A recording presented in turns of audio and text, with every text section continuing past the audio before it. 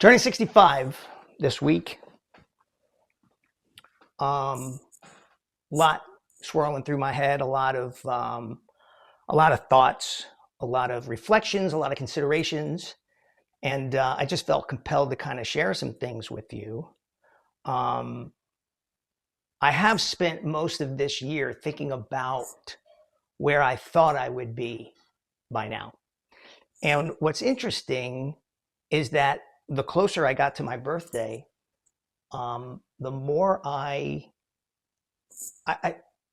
closer I got to my birthday, the less depressed I got. Like, I didn't have a strong consideration of regret or lamenting or looking back and going, playing the what if game.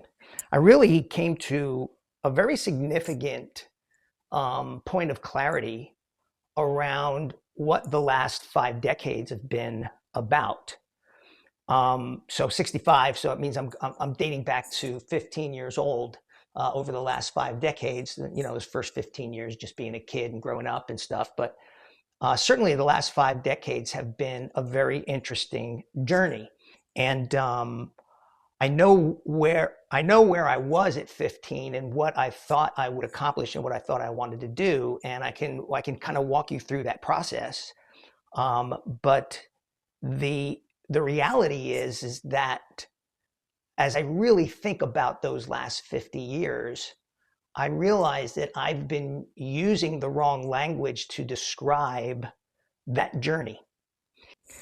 And if I start playing the what did I do, how much did I accomplish, would I do anything differently, if I start playing that game and start diving into those usual questions, I don't know that I'll come out at the other end feeling any better about myself. Because at the end of the day, you can't rewrite the history. You can't unbruise the banana. You can't unbruise the banana, as they say. So I really started thinking more of not about who I am or what I am, but why I am. Why am I here at this moment at 65 years old? Now, I've been down a lot of roads. I've experienced more than most. I can honestly say that. I've taken a lot of steps. I've traveled many, many miles. I've called many places home. And I've built a lot of relationships, and I've destroyed a lot of relationships along the way. I have been sought after. I have been cast aside. I've rubbed shoulders with some pretty high profile people. And I've been humbled by the inflicted, for sure.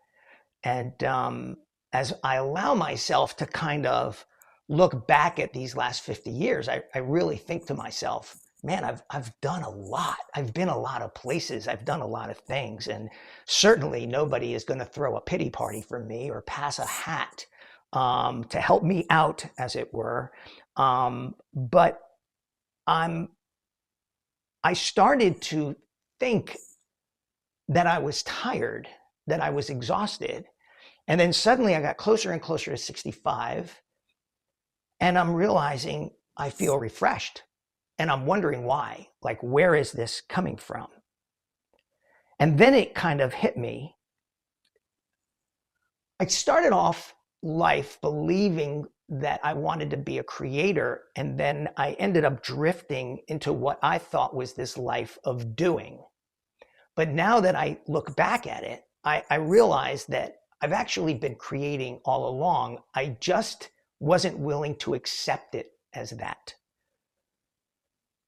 I was thinking that I had possibly traded this internal flame that I had, this internal passion, this itch that I had to enter into a world of creation and creating, and I traded it off for getting it done, as it were. But now, as I'm at this point and I'm starting this phase of my life where I'm creating, I'm involved here in Substack and the like, and I realize that I look back at it is that this is not a fresh start at 65. This is where my soul is pulling me and has likely been pulling me all along. And who's to say that all of the footsteps that I've taken over the last 50 years wasn't intended for me to get to this moment? When I go back to 15 years old and I think about that first decade from 15 to 25, I was really using that decade to discover things about myself. And it was probably the decade where I felt most connected to creativity. And if you look back here, this is my baby grand piano, and back there is a lot of the accomplishments of my father's stint in the music business. I definitely wanted to live a life of music and performing and writing and creating and kind of exploring what was inside of me and sharing that with others. But as I got bit by the bug of being in the entertainment world, whether it be in the music business or theater or whatever, I realized that I shifted my mindset from a creative standpoint to a transactional standpoint. And I started writing songs for a particular reason, to get that record deal, to get the acknowledgement. And I had drifted away from it being creative, and it started to become more transactional, a life of doing, as it were. I enjoyed creating, I enjoyed writing, and I liked when other people liked it. But I began to drift away from that internal flame of why I wanted to do it, and it really became more about what I wanted to do. As I moved into my second decade, that 25 to 35 range, I realized that I had started to go from creating to adaptation, and that's where it turned very much into a doingness kind of life.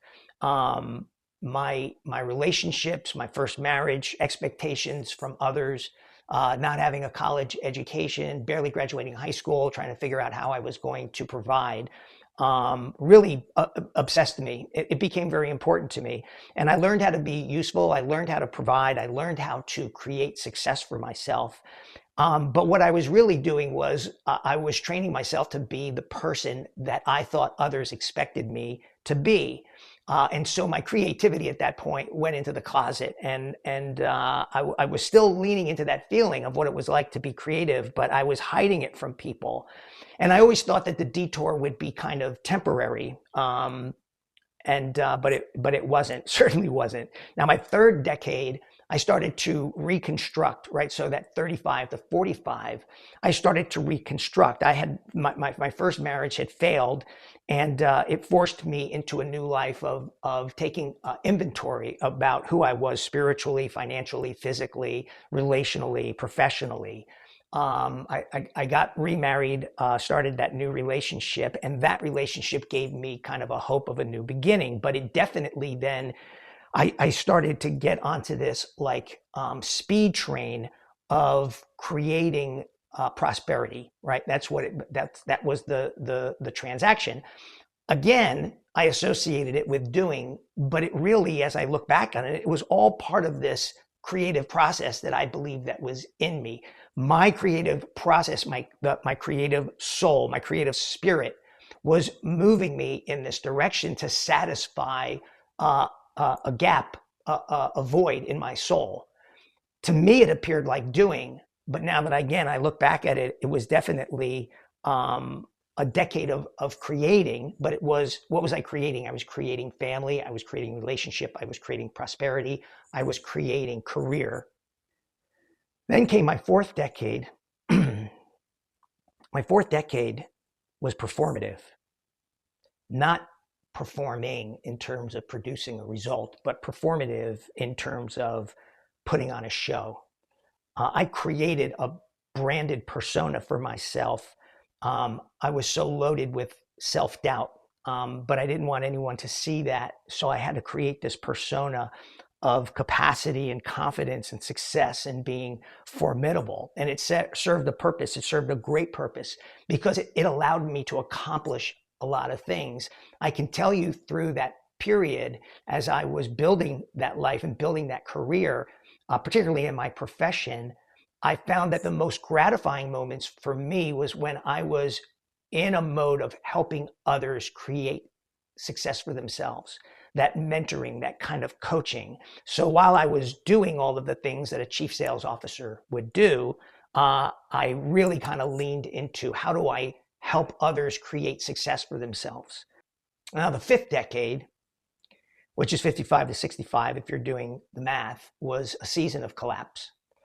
The weight of everything I created, the burden that I was carrying really just became too much to bear. And I started to fall apart. I went into a very, very dark season. I experienced significant episodes of failure and loss and suffering, a stripping away, as it were. And the good thing that came out of that was that it helped me ground myself into something that I needed to be doing all along, was reflection. And it was almost as if the universe was saying, okay, enough, right? We've been tinkering around here for quite a long time, and you've drifted so far. And I need to remind you of what it is that you are really aligned with. You need a reset, is what you need. I, I, I read the book of Job, the most depressing book in the Bible. I'm not sure how I felt about that book, but I do know that I found a verse in that book that gave me hope. When I read the verse, that which I feared the most has come upon me, I totally identified with that, but it gave me an opportunity to really kind of meditate on the reverse of that, which is that which I desire the most has come upon me. And so I began to pour into that, like, what do I desire the most and how do I bring that upon me? And so I started to leave things behind. I left the persona behind. I left a lot of anger behind, resentment behind, regret behind. I left a lot of relationships behind. But I came to a new sense of myself, which now takes me into this sixth decade. And this sixth decade, 65 to 75, is going to be a decade of intention. And I know that that's a very cliche, overused word, certainly in the social media world. But my intentions now are around what I feel most deeply connected to. Whether or not that satisfies the needs of other people, well, that's for them to figure out. But I do know that what has to become most important is, how do I fill that void?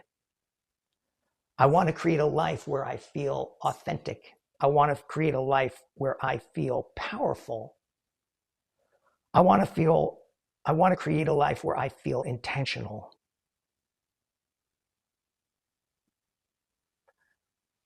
I don't want to have another decade of perpetuating a life of doing.